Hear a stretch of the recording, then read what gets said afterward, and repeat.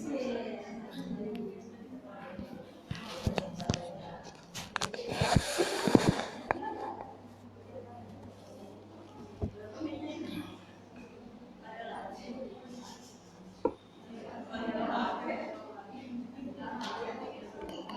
mulai Bu ya.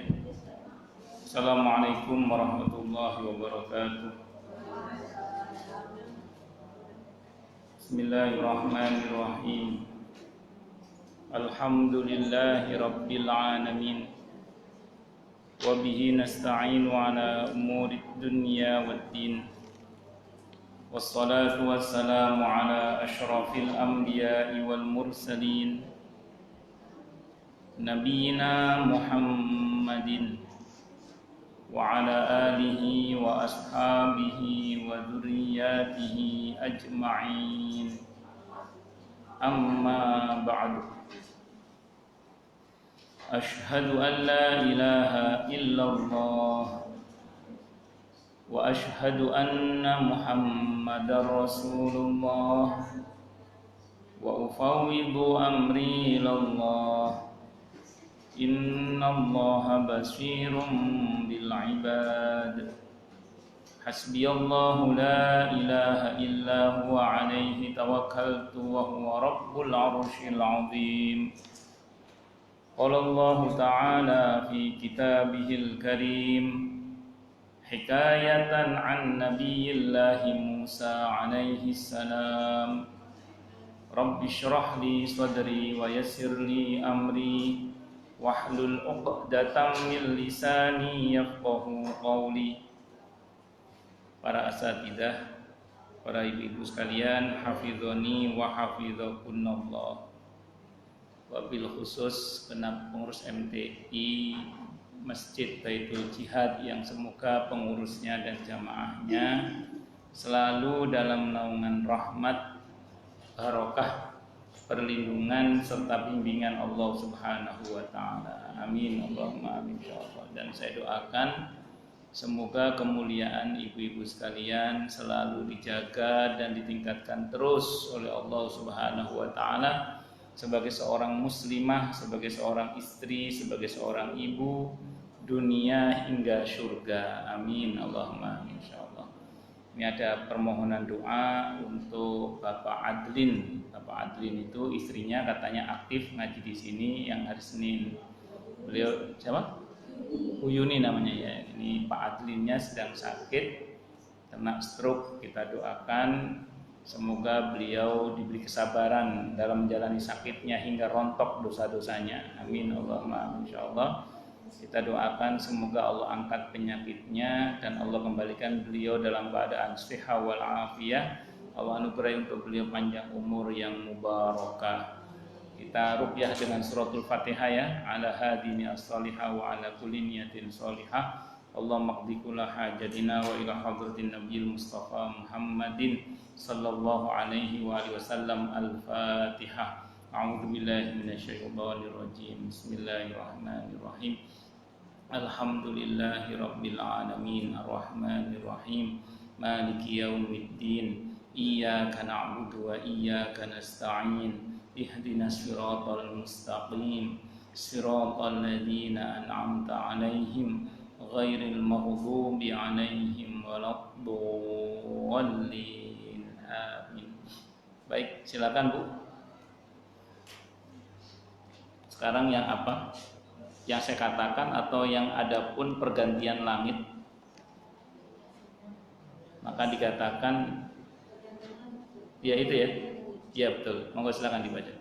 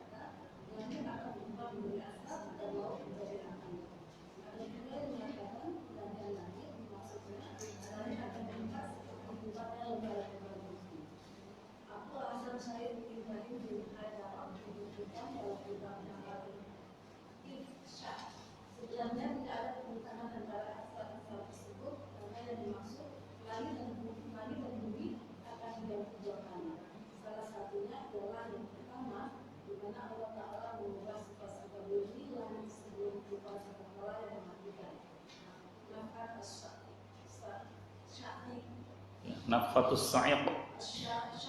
Nafkhatus sa'iq. Nafkhatus sa'iq. Ya udah. Pertama-tama bintang-bintang langit berguguran, matahari dan bulan menunduk dan tampak seperti lelah berat. Kemudian menguap dari atas kepala-kepala mereka. Sesudah itu gunung-gunung berjalan, bumi berguncang dan laut menjadi api. Setelahnya bumi bergerak dari suatu negeri ke negeri lainnya, sehingga keadaan di mana-mana tidak seperti semula. Dan yang kedua, tatkala sangkakala ditutup batu bukti pada perempuan yang mematikan, Nafkhatus Sya'iq, maka langit bumi lipat, sedang bumi malah dinampakkan semakin luas. Langit diganti dengan langit yang lain. Inilah yang digunakan Allah Ta'ala. Wasyafatul ardu binuri rabbiha. Dan bangunlah bumi pada masyarakat yang cahaya keadilan Tuhan. Rasulullah Muslim. Penggantian bumi. Cukup dulu. Jadi sebagian tadi penjelasan beberapa para mufassir itu tidak untuk dipertentangkan ya, karena memang satu sama lain saling berkait, dan memang keadaan akhirat itu sangat luas, keadaan kampung akhirat itu sangat luas. Makanya kalau ada penggalan-penggalan riwayat yang menceritakan keadaan mahsyar yang berbeda-beda itu tidak untuk dipertentangkan sebenarnya, karena memang keadaan di mahsyar itu sangat luas. Keadaan di akhirat itu sangat luas, keadaannya pun juga berbeda-beda. Masing-masing tempat bisa memiliki cerita yang juga berbeda-beda. Jadi informasi tentang hari akhir itu tidak untuk dipertentangkan, tapi saling diketerkaitkan. Kita nggak usah jauh-jauh bicara tentang masalah.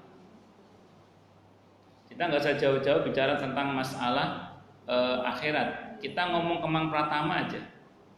Ketika ada orang cerita, oh saya masuk Kemang itu ada patung begini misalnya. Yang satu lagi cerita, oh enggak, saya masuk itu ada hero. Yang satu lagi ngomong, perasaan saya masuk cuma ada pos satpam doang. Terus masuk ada yang langsung rumah-rumah. Rupanya masing-masing masuk dari pintu yang berbeda. Yang satu dari Pekayon, yang satu dari pintu utama Kemang Pratama yang itu ada rumah sakit itu, yang satu lagi masuk dari Kemang Pratama 3. Itu baru cerita tentang Kemang yang luasnya tidak seberapa. Nah itu kan seperti orang yang menceritakan tentang gajah tapi memegang sebagiannya ya, jadi saya gajah, kata orang buta yang satu, ada 3 orang buta memegang gajah dan mengambil kesimpulan, oh gajah itu lebar tipis karena dia pegang kupingnya. Yang satu enggak, dia tinggi besar kayak beton gitu, dia pegang kakinya rupanya. Gajah itu kecil kayak cacing, rupanya dia pegang ekornya. Ya, jadi sebenarnya itu kalau dijadikan kayak puzzle disusun itu lama-lama ya jadi gajah juga. Ketika kemudian disusun kayak puzzle gitu. Nah, cerita-cerita dari penggalan-penggalan dalil atau informasi penjelasan para ulama tentang hari akhir itu seperti puzzle yang harus disusun sebenarnya. Dan itu merupakan satu kesatuan informasi, dan ini catatan pentingnya tidak untuk dipertentangkan sebenarnya. Tidak untuk dipertentangkan, karena satu sama lain informasinya saling melengkapi. Itu seperti itu. Nah, secara umum gambaran tentang mahsyar itu ada seorang ulama yang ada satu riwayat yang menjelaskan bahwa intinya gini nanti, bahwa keadaan di mahsyar itu tidak ada istilah tanah naik tanah turun, itu tidak ada. Kalau kita kan masih ada jurang, ada bukit, ada perbukitan, ada dataran rendah, ada lautan, macam-macam. Nanti mahsyar itu enggak gitu. Ini udah bahas kemarin. Jadi mahsyar itu datar semua. Jadi enggak ada naik turun, itu enggak ada. Jadi mahsyar itu nanti bumi ini nanti dibuat datar semua, rata semua. Dan bentuknya enggak coklat begini, tapi seperti mengkilap seperti perak. Seperti pertama kali diciptakan, dalam arti bentuk yang baru pertama kali diciptakan dari sebelumnya. Kalau ini kan tanah dengan berbagai macam bentuk tekstur tanah, masing-masing wilayah bisa berbeda-beda bentuk tanahnya, permukaan buminya. Nah, nanti itu dibuat rata seperti perak, dan itu rata semua. Nah, jangan bayangkan mahsyar itu terang. Karena sebelum kiamat matahari sudah dipadamkan oleh Allah cahayanya. Saya ulang ya, karena matahari sebelum kiamat sudah Allah padamkan cahayanya. Dan kalau ibu pernah baca bukunya Muhammad Hasbullah An-Nabi, itu seorang pakar fisika modern dari Mesir, Beliau menulis matahari kita sekarang ini kalau kita teropong pakai alat tertentu, itu kita akan tahu bahwa matahari kita yang sekarang ini itu sudah padam. Jadi matahari kita sekarang itu sudah padam. Terus kok sekarang masih bercahaya? Kata beliau, cahaya yang sampai sekarang ini adalah cahaya yang dipancarkan oleh matahari kita berjuta-juta tahun yang lalu. Itu sekarang masih bisa. Jadi ini cahaya sisa-sisa. Menurut pakar fisika modern dari Mesir, namanya siapa? Muhammad Hasballah An-Nabi. Itu beliau mengatakan seperti itu. Nah, jadi cahaya kita ini cahaya sisa-sisa sekarang ini. Berarti kiamat itu ya sudah dekat sebenarnya. Kiamat itu ya sudah dekat sebenarnya. Karena nanti sebelum hari kiamat itu kan Allah padamkan matahari dan bulan itu cahayanya, otomatis kalau matahari padam bulan ikut padam. Nah terus nanti itu sampai di mahsyar. Jadi sampai di mahsyar itu udah keadaan matahari itu padam. Keadaan matahari itu apa? Padam. Nah yang tersisa itu hanya baranya.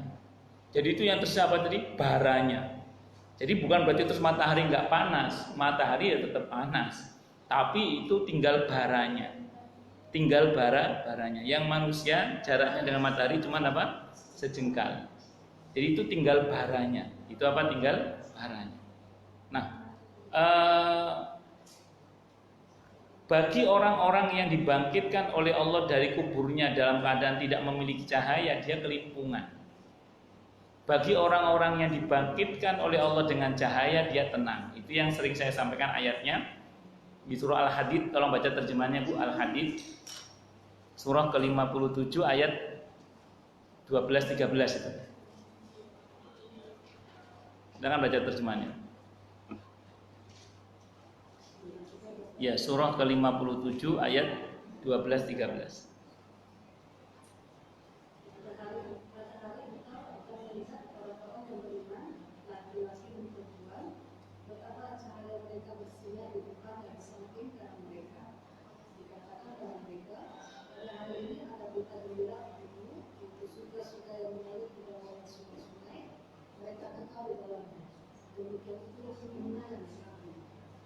Dan pada hari orang-orang munafik berlaki-laki perempuan berkata kepada orang-orang beriman, tunggulah kami ingin bercahaya. Kalau mereka dikatakan, kembali engkau berdoakan dan carilah sendiri cahaya untukmu. Lalu di antara mereka dipasang pilih Musa yang tertinggi, di sebelah Allah ada rahmat dan di sebelahnya ada azab. Orang beriman tenang pas bangkit. Kenapa? Sudah ada cahaya yang menyertai mereka. Orang munafik kelimpungan, teriak-teriak, nebeng cahayanya dong, nebeng cahayanya dong. Kan gitu kalau bahasa kita itu. Dia teriak-teriak apa tadi? Nebeng cahaya. Mau minta cahaya, nebeng cahaya. Karena dia kan gelap mahsyar itu. Karena gelap dia butuh cahaya. Nah cahayanya karena dia nggak punya cahaya, dilihat orang beriman bangkit bercahaya, dia mau nebeng. Itu dibentak oleh malaikat. Kata para mufassir, yang bentak itu malaikat. Tidak boleh, kata malaikat. Mundur, cari sendiri cahaya kalian. Terus dibuat pagar pemisah. Yang tadinya mereka dibangkitkan bersama-sama, dibuat pagar pemisah. Bagian dalamnya ada rahmat, dapat fasilitas ya. Apa fasilitas di mahsyar? Yang pertama haud, telaga Rasulullah Muhammad sallallahu alaihi wasallam. Yang kedua apa? Dhillun yaumal la dhilla illa dhillu. Naungan, pada hari tidak ada naungan kecuali naungan Allah. Itu fasilitas di mahsyar. Nah, terus kemudian yang bagian luarnya ada adab. Apa bentuk siksaannya? Tenggelam oleh keringatnya sesuai dengan amal kemaksiatannya. Jadi bagian dalam ada rahmat. Rahmat itu fasilitas di mahsyar dalam bentuk apa tadi? Haud, telaga Rasulullah Muhammad sallallahu alaihi wasallam. Yang kedua, dhillun yaumal la dhilla illa dhillu. Naungan pada hari di mana tidak ada naungan kecuali naungan Allah. Itu fasilitas di mahsyar. Yang bagian luarnya ada adab. Apa adabnya? Tenggelam oleh keringat. Keringat mereka berdasar pada kemaksiatan yang mereka lakukan. Jadi berdasar pada kemaksiatan yang mereka lakukan. Na'udzubillahi min syarri dzalik. Tapi menariknya dan di dinding pemisah itu ada pintu yang menghubungkan antara luar dan dalam. Berarti ada kemungkinan orang yang di luar tadi kena laknat, seiring dengan perjalanan waktu di penantian di mahsyar dia dapat syafaat dengan izin Allah. Bisa saja dia berpindah ke dalam menjadi mendapatkan rahmat misalnya. Itu dengan izin Allah Subhanahu wa taala. Bisa dimengerti ya insyaallah ya. Nah, jadi singkat kata singkat cerita, itu penantian di mahsyar, belum hisab itu penantian. Bagi yang mendapat fasilitas dia anteng-anteng aja. Dia anteng-anteng aja. Yang heboh itu yang di sini nih. Yang heboh itu, yang dapat laknat itu, yang dapat adab itu yang heboh. Akhirnya dia berusaha mengajukan syafaat kepada Nabi Adam. Nabi Adam nggak bisa. Nabi Adam nggak bisa, nafsi saya malu. Akhirnya akhirnya datang kepada Nabi Muhammad Sallallahu Alaihi Wasallam. Setelah Nabi bersujud di depan arsy dan kata Allah, bangkit wahai Muhammad, isfa' fatu syafa'. Mintalah kamu syafaat, akan aku izinkan syafaat. Nabi mengajukan permohonan agar segera ditegakkan hisab. Maka setelah itu dibagikanlah buku rapot masing-masing. Bagi yang menerima dari arah depan dan kanan alamat selamat, bagi yang menerima dari arah kiri dan dilempar dari belakang alamat celaka. Nauzubillahi min syarri dzalik. Nah, setelah itu dipanggil satu persatu dengan namanya dan nama bapaknya. Ada namanya hisab, dan kalau Allah berkenan bicara langsung dengan yang bersangkutan, alamat selamat. Karena yang berbicara yang maha pengampun, yang maha pengasih, yang maha penyayang, yang maha menutupi aib hamba-hambanya, yang maha baik. Itu kalau Allah berkenan bicara langsung dalam mengadili hamba itu, alamat selamat itu. Tapi kalau begitu dipanggil namanya, kok ternyata Allah tidak berkenan berbicara dengannya, Allah delegasikan malaikat yang menghakiminya, naudzubillahi min syarri dzalik, alamat celaka. Kenapa? Karena yang menghakimi makhluk yang tidak punya perasaan, makhluk yang lurus-lurus saja, salah ya salah, tidak peduli, dihukum, alamat celaka. Jadi kalau sampai Allah tidak berkenan bicara dan mendelegasikan kepada malaikat untuk berbicara, alamat celaka. Dan di Al-Quran disebutkan kan ada orang-orang yang Allah ancam, Allah tidak mau bicara dengan mereka. Dan itu kita patut berhati-hati. Semoga kita termasuk yang kepada kita Allah berkenan bicara langsung kepada kita. Amin, Allahumma amin, insyaallah. Mudah-mudahan ya. Itu seperti itu. Lanjut.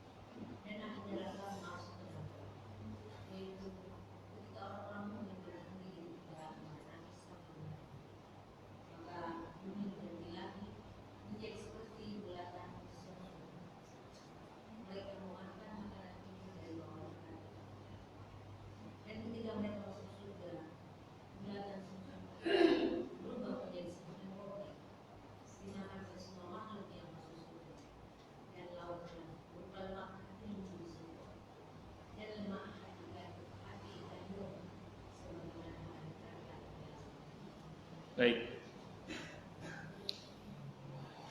Ya ini perkara gaib ya.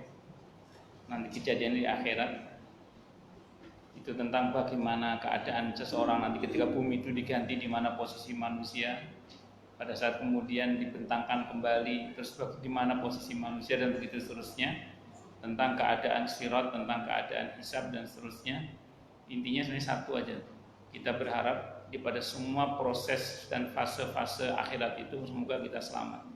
Kayak gini misalnya, kayak di mahsyar itu, supaya kita selamat dapat fasilitas itu kan, kalau untuk telaga Nabi tiketnya cuma satu, yaitu diakui sebagai umat Nabi Muhammad sallallahu alaihi wasallam. Kalau kita ingin diakui sebagai umat Nabi Muhammad sallallahu alaihi wasallam, syarat yang paling utama pertama adalah cinta. Harus cinta. Kalau nggak cinta, nggak mungkin kita diakui sebagai umat Nabi Muhammad sallallahu alaihi wasallam. Karena dalam hadis Bukhari Nabi bersabda, "Al-mar'u ma'a man ahabbah." Seseorang itu akan bersama dengan siapa dia cinta. Nah, masalahnya cinta itu dibagi dua. Ada cinta yang asli, ada cinta yang palsu. Jadi ada cinta yang asli, ada cinta yang palsu. Nah, supaya cinta kita asli dan tidak palsu, buktikan.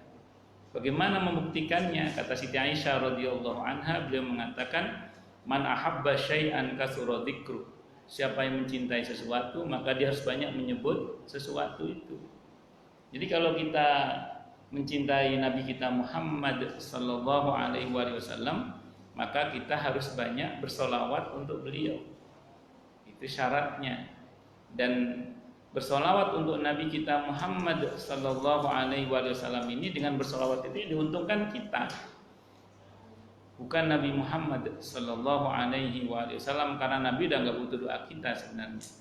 Tapi kita yang butuh mendoakan Nabi agar kita mendapatkan kebaikan-kebaikan yang banyak. Karena dibalik bersolawat untuk Nabi itu yang diuntungkan adalah kita. Maka nanti ibu kalau di rumah ada kitab Riyadhus Shalihin, buka bab tentang solawat. Nah, di bab tentang solawat itu kalau ibu baca, seluruh keutamaannya tidak ada satupun untuk Nabi Muhammad sallallahu alaihi wasallam. Seluruhnya itu untuk kita keutamaannya. Kalau ada bab keutamaan tentang solawat untuk kita semua. Sambil contoh saja, nanti hadisnya ada di Riyadhus Shalihin, itu bisa dibaca. Ada sebuah hadis riwayat At-Tirmidzi, hadisnya hadis hasan. Dari Abdullah bin Mas'ud radhiyallahu anhu, Nabi bersabda, "Aulan nasi bi yaumal qiyamati aktsaruhum alayya salatan." Paling utama-utamanya manusia di sisiku pada hari kiamat nanti adalah yang paling banyak bersalawat kepadaku. Jadi yang paling banyak bersalawat kepada Nabi itu nanti yang bersangkutan akan menjadi orang yang paling utama di hadapan Allah di sisi Nabi kita Muhammad sallallahu alaihi wasallam. Kemudian nanti ibu bisa baca juga di Riyadhus Shalihin ada sebuah hadis dari Ubay bin Ka'ab radhiyallahu anhu. Ubay bin Ka'ab ini seusai tahajud sering bersalawat untuk Nabi kita Muhammad sallallahu alaihi wasallam. Beliau bertanya kepada Nabi, "Ya Rasulullah, bagaimana kalau sepertiga dari doa saya di waktu tahajud itu adalah bersalawat kepadamu?" Kata Nabi, "Bagus, tapi lauzitta khairul lak." Kalau kamu tambah lebih baik lagi.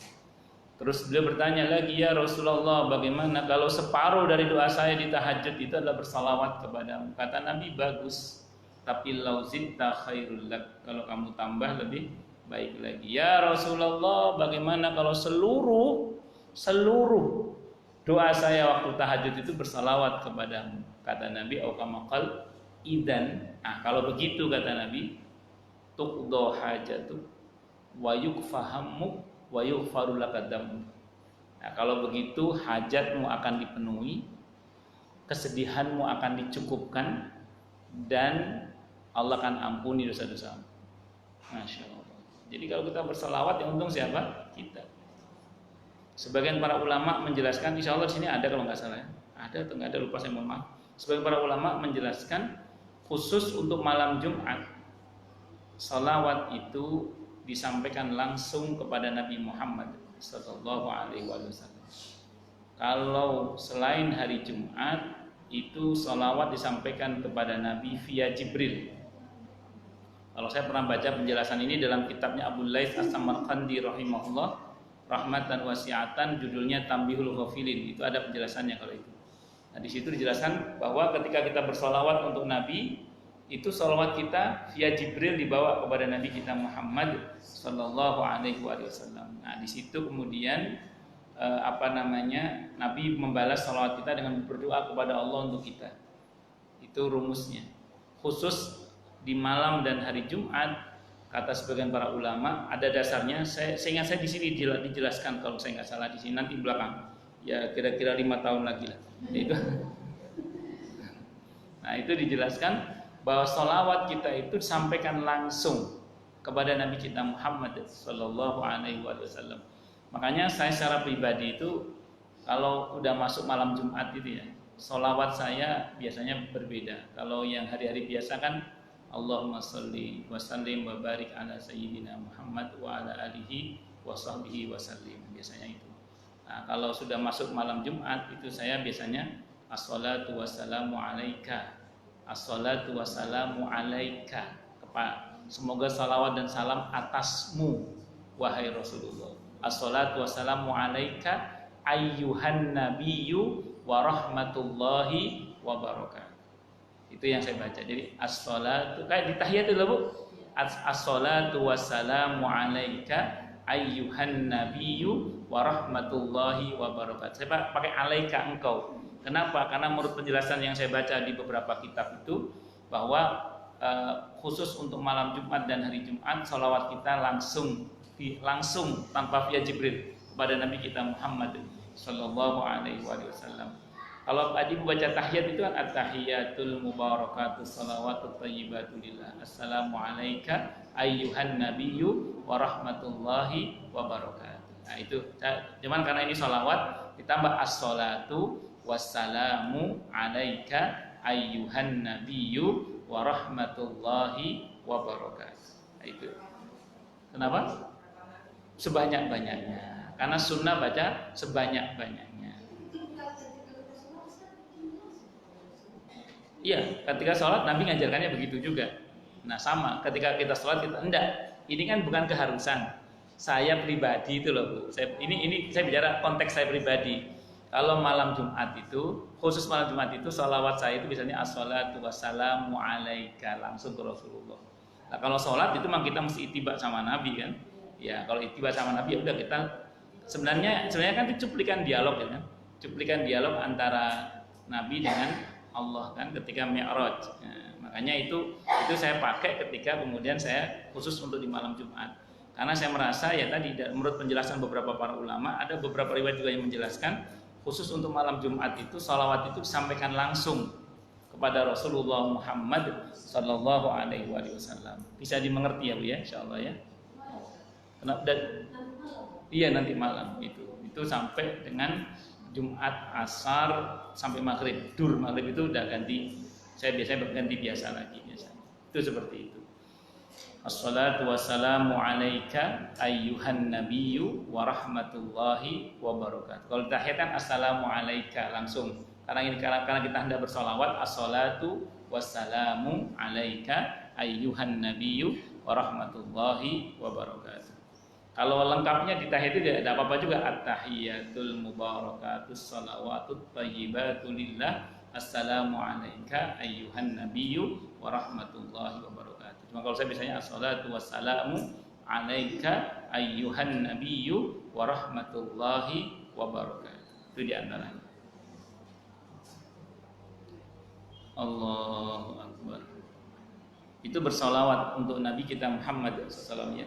Nah, terus kemudian tidak cukup hanya bersolawat dong. Namanya Nabi punya ajaran, ikuti dong ajarannya. Namanya apa? Ittiba. Jadi kita mesti berittiba, mengikuti sunnah Nabi kita Muhammad Sallallahu Alaihi Wasallam. Di sini kita perlu belajar tentang sunnah-sunnah Nabi kita Muhammad Sallallahu Alaihi Wasallam dalam arti yang seluas-luasnya. Karena saya mohon maaf, pengertian sunnah sekarang itu oleh sebagian orang kadang dipelintir dalam arti yang sesempit-sempitnya dengan pemahaman kelompok tertentu misalnya. Saya ingat betul pernah ada jamaah itu minta tolong sama saya, Ustadz mohon kesediaannya untuk membimbing jamaah umroh 2 bis tapi yang sesuai dengan sunnah.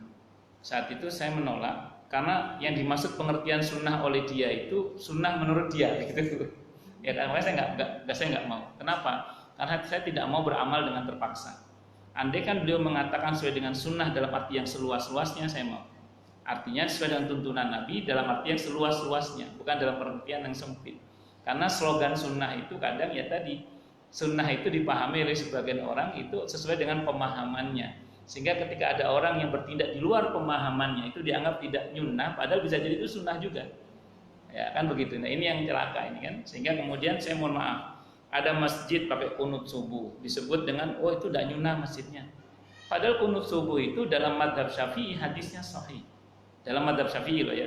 Beda sama madhab Hambali. Kalau Anda baca Bulughul Maram itu kan madhabnya Hambali, hadisnya dhaif jiddan, lemah sekali. Tapi coba Anda baca kitab Al-Adhkar An-Nawawiyah yang notabene Imam Nawawi madhabnya Syafi'i. Apa kata Imam Nawawi? Hadis tentang kunut subuh menurut saya indana sahih. Jadi jangan terus kita mengklaim karena kita tidak kunut terus ada masjid tetangga yang kunut kita bilang itu masjidnya nggak nyunnah. Ini kan berarti kan kita telah mempersempit makna sunnah. Ada sebuah masjid yang setelah sholat zikirnya pelan-pelan. Ada satu masjid yang zikirnya kur bersama-sama misalnya. Terus kita mengatakan yang kur itu, oh itu nggak sesuai dengan sunnah. Padahal Nabi pernah mengajari sahabat berzikir dengan kur dalam sebuah hadis riwayat Ahmad yang cukup panjang hadisnya itu. Dan Nabi juga pernah mengeraskan bacaan kesaksian Abdullah bin Abbas radhiyallahu anhu yang saat itu beliau masih kecil dan belum sholat di masjid karena masih kecil. Beliau mengatakan saya tahu Nabi dan para sahabat selesai dari sholatnya karena gemuruh zikir mereka yang terdengar sampai ke rumah saya. Dan itu banyak dalil-dalil tentang itu. Ini saya belum ngomong fikihnya ya maksud saya. Jadi kalau kita bicara fikihnya memang ada perdebatan. Seperti mazhab Hanafi mengatakan sudahlah zikir itu pelan sajalah. Itu dalam mazhab Hanafi. Ini kita nanti bicara fikihnya. Tapi maksud saya jangan mudah mengklaim gitu maksud saya. Jangan mudah mengklaim. Bapak-bapak pakai celana kalau di atas mata kaki dianggap nyunnah, kalau di bawah mata kaki dianggap sudah bukan nyunnah. Padahal dalam hadis Bukhari ketika Nabi sholat gerhana, gamisnya sampai di bawah mata kaki. Ketika Nabi sholat asar dan lupa rokaatnya, yang cuma 2 rokaat belum mengerjakannya padahal harusnya 4, itu Nabi saat itu gamisnya juga di bawah mata kaki. Ibnu Abbas ketika di Mina itu jubahnya sampai di bawah mata kaki. Abdullah bin Mas'ud ketika jadi imam jubahnya sampai di bawah mata kaki. Umar bin Abdul Aziz yang ditulis dengan tinta emas nama baiknya itu, nama mulianya itu hampir seluruh jubahnya di bawah mata kaki. Terus kita berani mengatakan tokoh-tokoh yang mulia ini tidak mengikuti sunnah, sementara panutannya saja Nabi Muhammad SAW pernah melakukannya. Coba. Ini kan jadi diskusi fikih kan kemudian. Nah ini yang saya sering sampaikan, tolonglah jangan kita ini kemudian mengkapling sunnah itu hanya untuk diri kita yang sesuai dengan pemahaman kita, terus di luar pemahaman kita terus kita mengatakan itu bukan orang yang nyunnah. Nah, sekarang kan kapling sunnah kan di situ itu masalahnya kan. Ya, itu yang saya bilang tadi, walaupun saya suruh bimbing 2 bis rombongan umroh, saya bilang saya tidak mau karena pengertian sunnahnya itu pengertian sunnahnya orang ini dan dipaksakan sesuai dengan maunya orang ini dan itu tersiksa saya kalau begitu. Ya bayangkan saya harus beramal dengan amalan yang kemudian saya tidak karena Allah tapi karena terpaksa menyesuaikan dengan yang bersangkutan, kan repot. Dan itu sangat tidak enak di hadapan Allah. Saya nggak enaknya sama Allah gitu maksud saya. Makanya saya tolak secara baik-baik. Itu seperti itu. Dan itu pernah terjadi. Itu seperti itu. Wallahu a'lam bishawab. Padahal pengertian sunnah itu sangat luas sekali. Jadi ittiba yang mengikuti sunnah Nabi kita Muhammad sallallahu alaihi wa alihi wasallam dalam pengertian yang seluas-luasnya. Kemudian yang ketiga, yang tidak kalah pentingnya adalah menghindari hal-hal yang dapat menjadikan kita itu tidak diakui sebagai umat Nabi Muhammad sallallahu alaihi wasallam. Itu intinya satu itu. Kalau ibu baca hadis, ancamannya gini, tidak termasuk golongan kami, tidak termasuk golonganku. Itu ancamannya berat itu. Tidak diakui sebagai umat Nabi Muhammad sallallahu alaihi wasallam. Itu hindari. Kalau kita pernah melakukannya, tobat minta ampun kepada Allah. Kalau sedang terjadi pada kita, terus minta ampun pada Allah agar kita nanti diakui sebagai umat Nabi Muhammad sallallahu alaihi wasallam. Contoh yang mana Ustaz? Contoh ini ada sebuah hadis riwayat Abu Dawud, Nabi bersabda, "Laisa minna man qatala ala asabiyah, wa laisa minna man da'a ila asabiyah wa qatala ala asabiyah." Tidak termasuk golongan kami orang yang menyeru pada fanatisme buta, dan tidak termasuk golongan kami orang yang berperang karena fanatisme buta. Nah, jadi jangan sampai karena fanatik buta. Jadi kalau sampai kita berbuat karena fanatik buta, ancamannya berat, tidak diakui sebagai umat Nabi Muhammad sallallahu alaihi wasallam. Ibu-ibu senang sama radio tertentu boleh, tapi jangan fanatik buta. Seolah-olah selain radio ini salah. Sehingga saya pernah cerita sini, ada jamaah saya ngajak temannya taklim, ayo ngaji pengajian saya yuk. Ntar dulu, pengajian kamu syar'i enggak? Ya syar'i lah, hujan hadis gerimis tafsir. Ya kan, hujan hadis gerimis tafsir. Nah, terus kata orang ini, tunggu dulu, itu pengajian kamu itu, majelis taklim kamu itu cocok sama radio ini enggak? Subhanallah, sejak kapan syar'i diukur dengan radio? Nah, itu yang saya sering bilang, senang sama radio tertentu boleh, tapi jangan fanatik buta. Saya ada radio dakwah tertentu yang saya suka, kan menurut saya ustadz-ustadznya ya bagus lah menurut saya gitu. Tapi tidak semua yang dikatakan radio itu saya setuju. Bahkan beberapa saya tidak sependapat, bahkan mungkin bertentangan dengan pendapat saya, dalam arti beda pandangan ya maksud saya. Bukan terus saya berantem, enggak. Tapi saya tetap senang mendengarkan. Kenapa? Karena ini namanya masalah khilafiyah, dan saya tidak boleh asobiyah, fanatik buta. Ibu-ibu boleh senang sama ustadz tertentu, fanatik buta jangan. Ibu senang sama tokoh tertentu boleh, fanatik buta jangan. Makanya kan ada, itu nanti bisa dibaca di kitab Riyadhus Shalihin, bab tentang jihad. Bab tentang apa? Jihad. Ada seseorang bertanya, ya Rasulullah, ada dua orang, yang satu berperang karena berani, yang satu berperang karena fanatik buta. Mana yang fisabilillah? Kata Nabi, man qatala litakuna kalimatullahi al-ulya fahuwa fisabilillah. Siapa yang berperang, berjuang agar kalimat Allah tegak, maka itulah yang fisabilillah. Jadi Nabi tidak mengatakan yang karena berani yang fisabilillah, bukan, apalagi yang fanatik buta, itu jelas bukan fisabilillah. Yang fisabilillah itu adalah kalau perjuangannya tujuannya menegakkan kalimat Allah. Bisa dipahami nggak maksudnya ya? Ya, jadi kalau ibu jadi ketua MTI, apa tujuannya? Menegakkan kalimat Allah, fisabilillah. Ibu jadi pengurus masjid, apa tujuannya? Agar kalimat Allah tegak di sini, fisabilillah. Kok mau jadi RT RW? Ya untuk menegakkan kalimat Allah. Ya itu namanya fisabilillah juga. Kan seperti itu. Tujuannya untuk menegakkan kalimat Allah. Kalimat Allah itu maksudnya apa? Supaya ya suasana Islami itu ada di lingkungan kita. Supaya kemudian kita ini bisa saling memuliakan dan menghormati. Karena di dalam, nah ini lagi, kalau kita rujuk kepada hadis riwayat At-Tirmidzi, hadisnya sahih juga sebutkan bahwa ketika tidak termasuk golonganku, kata Nabi, ketika yang muda tidak memuliakan yang tua tidak menyayangi yang muda. Itu tidak termasuk, itu ancamannya berat juga itu. Ketika yang muda tidak menghormati yang tua tidak menyayangi yang muda. Hati-hati. Ancamannya tidak diakui sebagai umat Nabi Muhammad sallallahu alaihi wasallam. Nah, ini tentu kita berharap ya, semoga kita semua termasuk yang diakui sebagai umat Nabi Muhammad sallallahu alaihi wasallam. Itu baru di mahsyar. Belum lagi nanti ketika dihisab. Harapan kita selamat lah. Bagaimana kiatnya supaya kita selamat? Ya kita berharap pada saat dihisab nanti kita didampingi oleh Rasulullah Muhammad sallallahu alaihi wasallam. Jangan sampai Nabi nggak mau dampingi kita. Dan kalau Nabi bersedia mendampingi, alamat selamat sudah. Kenapa? Karena yang mendampingi kita adalah kekasih yang mengadili kita. Siapa? Allah Subhanahu wa taala. Alamat selamat karena yang mengadvokasi Nabi kita Muhammad sallallahu alaihi wasallam. Kata kuncinya kembali pada tadi. Kata kunci kembali pada bagaimana caranya kita diakui sebagai umat Nabi Muhammad sallallahu alaihi wasallam. Nanti berada di mizan juga gitu. Kejadian-kejadian yang menegangkan di mizan itu juga akan menjadi beres kalau kemudian kita mendapatkan syafaat dengan izin Allah. Baik syafaat dari Al-Qur'an, syafaat dari saum kita, termasuk yang paling utama di antara syafaat dari Nabi kita Muhammad sallallahu alaihi wasallam, tapi dengan catatan kita banyak mengamalkan sunnah-sunnah beliau. Kan Anda baca dalam beberapa riwayat tentang sirat, itu kemenangan timbangan di surat itu ketika Allah bertanya kepada malaikat, dan Allah Maha tahu. Kalau Allah bertanya bukan berarti Allah tidak tahu. Ini hanya bahasa-bahasa administrasi.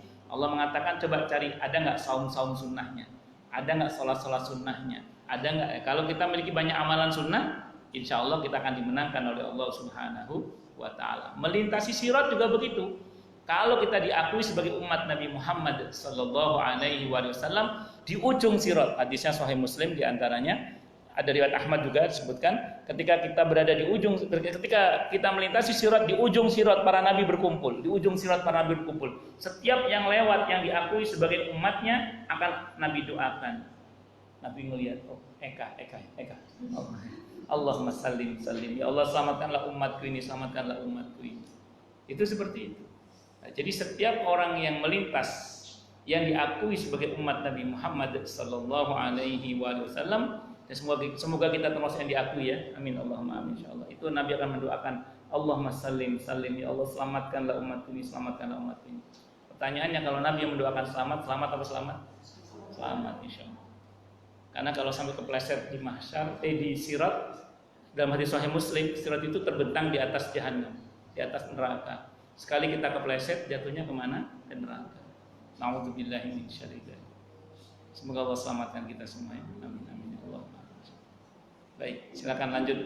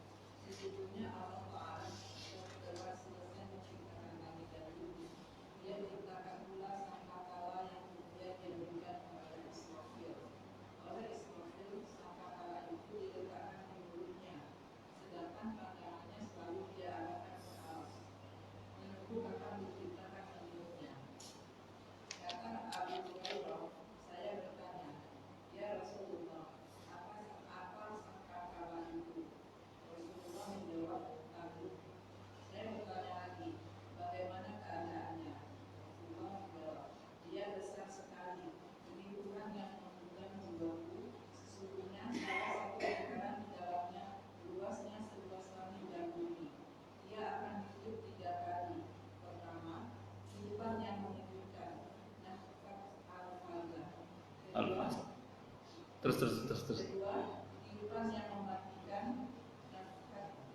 Nafhatus sa'iq. Dan ketiga, tiupan kebangkitan untuk menghadap kepada Tuhan semesta alam. Nafhat al-qiyam. Allah menyebut Israfil meniup tiupan yang pertama seraya bersebelah. Tiupan yang mengejutkan. Maka bersebutlah segenap penduduk langit dan bumi, kecuali siapa yang dikehendaki Allah. Tiupan ini diperintahkan Allah kepada Israfil supaya diperpanjang dan berlangsung lama, sebagaimana digambarkan Allah dalam firman-Nya. Wa ma yanfuru haula illa sayhatan wahidatan ma laha min faraq. Tidak ada yang mereka tunggu selain satu teriakan saja yang tidak ada baginya saat berselang. Berselang terjemahan dari kata tolak. Nanti aja. Jadi yang pertama sangkakala ya. Ini yang sering saya bilang bahwa jangan sampai kita ini berpaham seperti paham orang-orang liberal ya, yang mengatakan bahwa sangkakala itu tidak ada. Yang ada itu sistem yang cara kerjanya seperti sangkakala.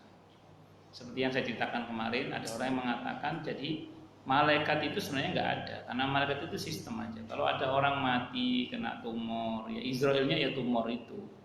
Kalau ada orang mati kena tabrak truk, naudzubillah min syarri dzalik, ya truk itu Israelnya. Kalau ada orang mati keracunan, ya racun itu Israelnya. Ada yang mengatakan seperti itu. Kalau ada orang dapat rezeki dari hasil undian, ya undian itu Israfilnya. Kalau ada orang dapat rezeki dari pekerjaannya, ya perusahaan di mana bekerja itu Mikaelnya, kok Israfil, Mikaelnya. Itu seperti itu. Ini kan teorinya orang-orang yang berpikiran terlalu bebas dan terlalu ke kiri, dan itu tidak benar. Kenapa? Karena dalam kejadian Mi'raj itu Nabi melihat fisik malaikat, termasuk malaikat Israfil yang bagian niup trompet ini. Ya, jadi malaikat Israfil yang bagian niup apa? Trompet. Dan trompetnya itu ada dan Nabi sudah melihatnya. Nabi sudah melihatnya. Nah, jadi saya ulang ya, trompetnya ada dan Nabi sudah melihatnya. Dan Nabi mensifatinya seperti tanduk tadi itu. Ya kayak Dajjal. Dajjal itu, sistem Dajjal itu ada. Tapi jangan ngomong Dajjal itu cuma sistem. Fisik Dajjalnya itu juga ada. Ya'juj wa Ma'juj itu bukan cuma sistemnya ada, tapi Ya'juj wa Ma'jujnya itu juga ada. Ya'juj wa Ma'juj itu sistem yang memakan segala-galanya, aspal dimakan, beton dimakan, semua dimakan. Korupsi maksudnya. Itu kan sistemnya Ya'juj wa Ma'juj, semuanya habis. Tanah itu kan kalau ada cerita, kalau Anda baca tentang riwayat Ya'juj wa Ma'juj, bagaimana kemudian air habis, semuanya habis karena dimakan oleh Ya'juj wa Ma'juj. Ya. Itu kan ya, kita kan yang punya tanah katanya kita, yang punya air katanya kita, tapi yang punya perusahaannya siapa? Kan seperti itu. Ya begitulah ceritanya. Itu sistemnya Ya'juj wa Ma'juj. Tapi Ya'juj wa Ma'jujnya ada. Kapan keluarnya? Yo nanti engko kapan. Yang jelas sebelum hari kiamat. Setelah keluarnya Imam Mahdi dan setelah keluarnya Nabi Isa alaihissalam, setelah turunnya Nabi Isa alaihissalam, setelah terbunuhnya Dajjal, itu baru keluar Ya'juj wa Ma'juj. Yang ini bahkan Nabi Isa kewalahan menghadapinya sampai disuruh ngungsi oleh Allah ke Gunung Tursina. Ini yang Ya'juj wa Ma'juj saking parahnya, dan itu selama 40 tahun. Selama 40 tahun. Dajjal juga sama, cuman 40 hari kalau Dajjal itu.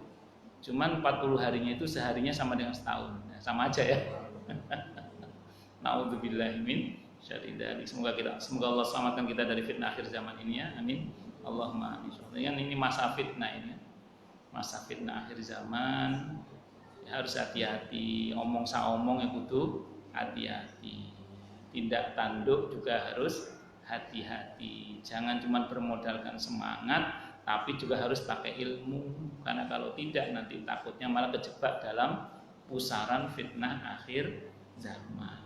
Harus hati-hati, harus banyak munajatnya kepada Allah, harus banyak minta tolongnya kepada Allah. Sebagai omong saomong ya kudu hati-hati, tindak tanduk ya harus hati-hati. Saya ulang, jangan cuma modal semangat, tapi harus pakai ilmu. Mohon petunjuk kepada Allah dan begitu seterusnya. Wallahu a'lam bishawab. Ya, lanjut silakan. Monggo.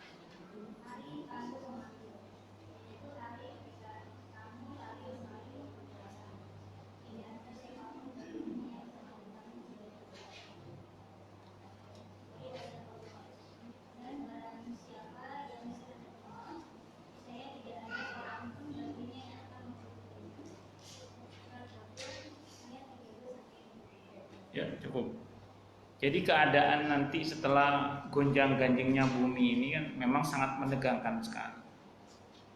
Termasuk keadaan setelah kiamat itu juga sangat menegangkan sekali ketika manusia dibangkitkan oleh Allah menantikan proses hisab dan seterusnya. Itu keadaan yang memang saya ulang sangat menegangkan sekali dan itu nggak main-main.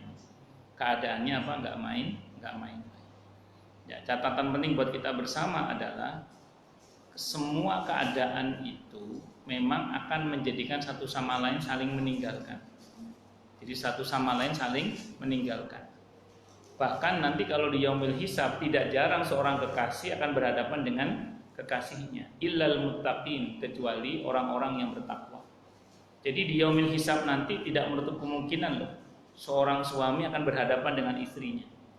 Kenapa? Karena istrinya pernah berbuat zalim kepada suaminya atau sebaliknya suami pernah berbuat zalim kepada istrinya. Tidak menutup kemungkinan di dunia saling mencintai, di akhirat saling berhadapan antara orang tua dengan anak misalnya. Kenapa? Karena si anak menuntut orang tuanya dengan dalih terlampau sayang kepada anaknya sehingga anak itu tidak pernah ditegur atas kesalahannya. Sehingga kemudian anak itu larut dalam kesalahannya hingga hari tuanya, bahkan hingga kematiannya. Sehingga orang tuanya akan dituntut oleh anaknya. Al-Ahzab ayat 66 sampai 68 itu. Lalu bagaimana kemudian dan seterusnya itu. Dan itu keadaan-keadaan itu bisa terjadi terutama pada yaumul hisab. Jadi tidak hanya menegangkan, bahkan tidak jarang satu sama lain akan saling meninggalkan. Mending kalau saling meninggalkan, tidak jarang bahkan satu sama lain saling menuntut. Kalau saling meninggalkan maksudnya bagaimana? Nanti pihak yang menyesatkan itu tidak mau bertanggung jawab kepada pihak yang disesatkan. Dalam hal ini iblis kepada manusia. Nanti manusia nuntut, iblis, dia iblis, kok gelem aku pian? Dia iblis tidak mau bertanggung jawab. Nah, jadi ini saling meninggalkan namanya. Bahkan ada yang saling menuntut untuk bertanggung jawab. Walaupun yang sebelumnya di dunia mereka saling mengasihi. Tapi karena tidak ada bingkai takwa di dalamnya, justru saling mengasihi di dunia, di akhirat justru saling berhadapan. Naudzubillahi min syarri dzalik. Ini keadaan yang sangat menegangkan. Seorang suami berhadapan dengan istrinya, padahal dulunya saling mencintai. Orang tua dengan anak saling berhadapan, padahal dulu di dunia saling mencintai. Karena bingkainya bukan takwa. Coba kalau takwa, maka insya Allah akan saling menguatkan. Wallahu a'lam bishawab. Silakan lanjut.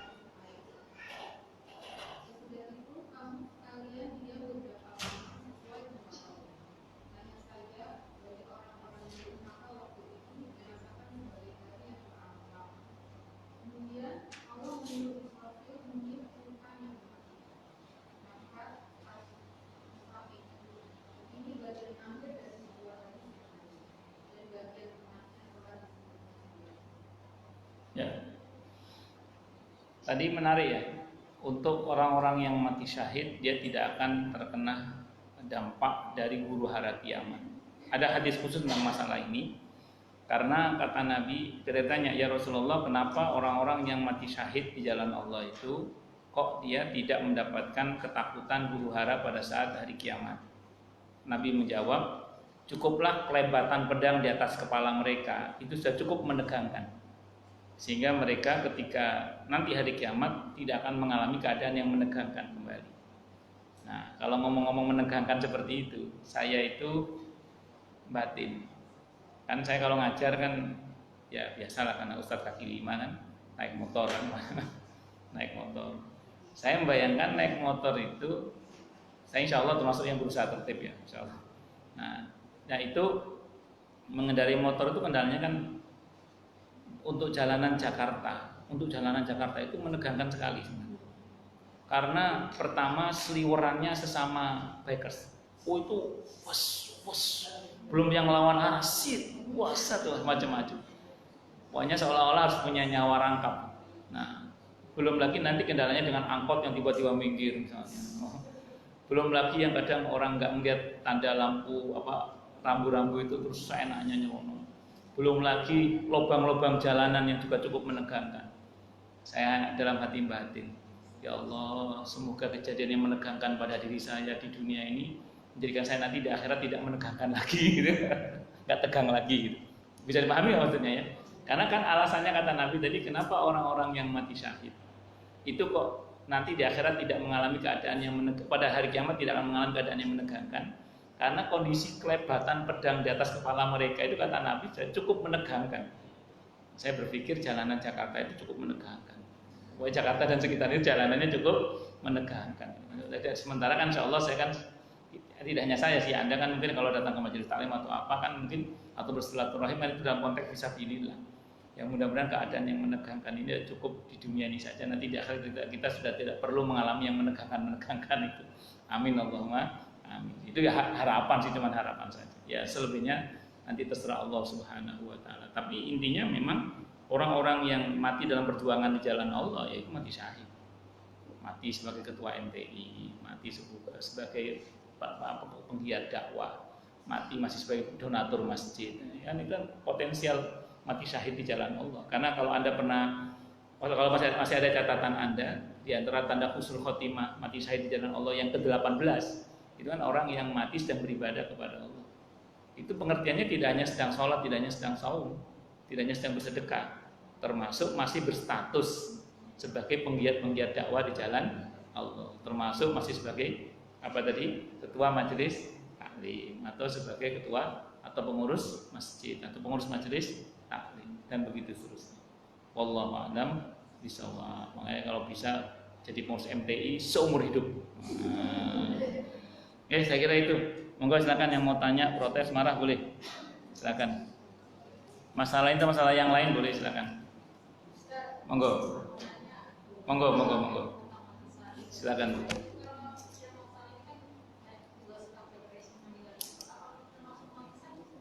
Kalau pokoknya tadi rumusnya, man qatala litakuna kalimatullahil ulya fa huwa fisabilillah. Kalau dia berjuang dalam rangka untuk menegakkan kalimat Allah, dia fisabilillah. Ya kalau cuman mati, mohon maaf ya, dia bekerja kan, dia melaksanakan tugas negara, terus kemudian kok yang bersangkutan meninggal dunia, semoga itu husnul khotimah ya, semoga itu husnul khotimah. Saya kira itu, Allah alam bishawab. Kalau itu bagian dari tugas negara kan sebuah kebaikan, saya kira itu. Ada lagi yang lain, silakan.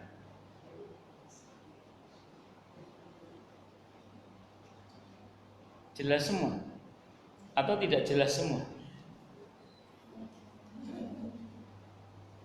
Kalau fatwanya Allahyarham Ki Hasyim Asy'ari, seiring dengan pertanyaannya Bung Karno kepada beliau, apakah hukum orang yang mati karena membela negara, bukan karena agama tapi membela agama negara, apakah itu mati syahid? Kalau fatwanya Mbah Hasyim Asy'ari, orang yang mati bela negara itu dihukumi mati syahid.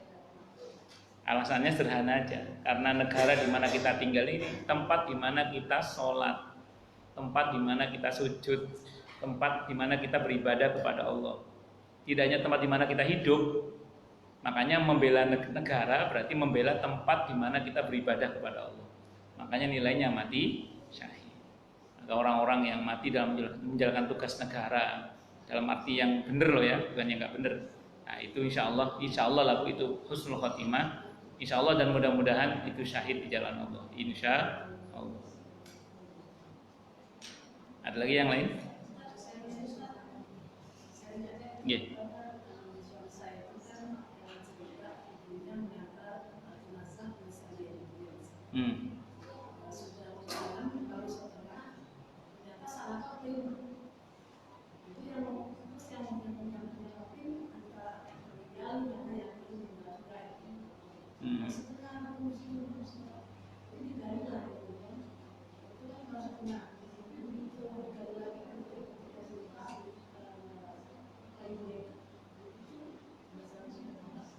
Sudah terbakar.